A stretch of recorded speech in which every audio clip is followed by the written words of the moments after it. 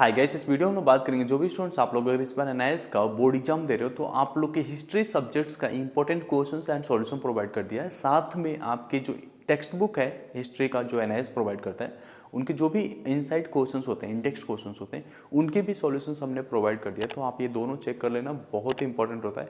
Index question से ही आपके exam से पूछे जाते हैं और बाकी जो इंपॉर्टेंट क्वेश्चंस हम लोगों ने प्रोवाइड कर दिया है ये आपको पूरी चैप्टर से वार्म अप कर देगा। मतलब ये चैप्टर वाइज हमने प्रोवाइड कर दिया है और करंट सिलेबस के हिसाब से है, तो कुछ भी अलग नहीं है। इतना करना बहुत ही ज़रूरी है आप लोग के लिए और करना तो पड़ेगा बहुत अच्छे से। अगर मार्क्स अच्छे लाने हैं तो करना पड़ेगा। अब यहाँ पे देखोगे तो चैप्टर 5 गायब है, मतलब चैप्टर 1 to 5 चैप्टर 6 से स्टार्ट हो रहा है क्योंकि यही आपके सिलेबस में है।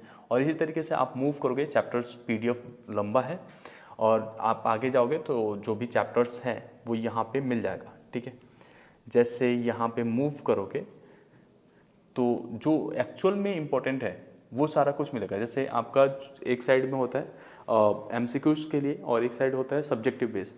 तो यहाँ पे एमसीक्यूज और सब्जेक्टिव के लिए भी थ्योरेटिकल वे में ही बस बताया गया इंपॉर्टेंट क्वेश्चंस। ऐसा नहीं है कि हमने कुछ अलग किया। तो यहाँ पे आपको इसे करना है और जो टॉपिक्स मेन है उन टॉपिक्स को आपको अपने नोटबुक में भी लिखना है, जिससे कि एग्जाम्स के एक दिन पहले भी अच्छे से प्रिपेयर कर पाओ। बाकी इसका आप प्रिंट आउट लेके पढ़ाई कर सकते हो या आपके पास टैबलेट या फ़ोन है, फ़ोन से तो कर ही सकते हो आराम से। पीडीएफ थोड़ा थोड़ा पढ़ोगे, दो चैप्टर्स एक दिन में तो आराम से कंप्लीट हो जाएगा। सिमिलर वे में आपके पास इंटेक्स्ट क्वेश्चंस के भी हमारे पास सॉल्यूशंस है। तो आप देखोगे यहाँ पे तो जो भी आपके क्वेश्चंस है उनके शॉर्ट्स आंसर्स प्रोवाइडेड है। उसके साथ साथ जहाँ पे आपका क्वेश्चंस लंबा है उस क्वेश्चंस के डिटेल आंसर भी प्रोवाइडेड है। तो ये आपको करना है। कुछ भी डाउट आता है तो आप हमें कमेंट सेक्शन में पूछ सकते हो।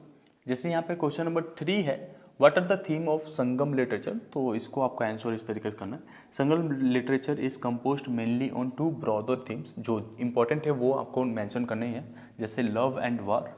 उसके बाद से दिस पोइम्स रिटेन इन तमिल। अब ये पोइम किस में लिखे गए हैं? तमिल में।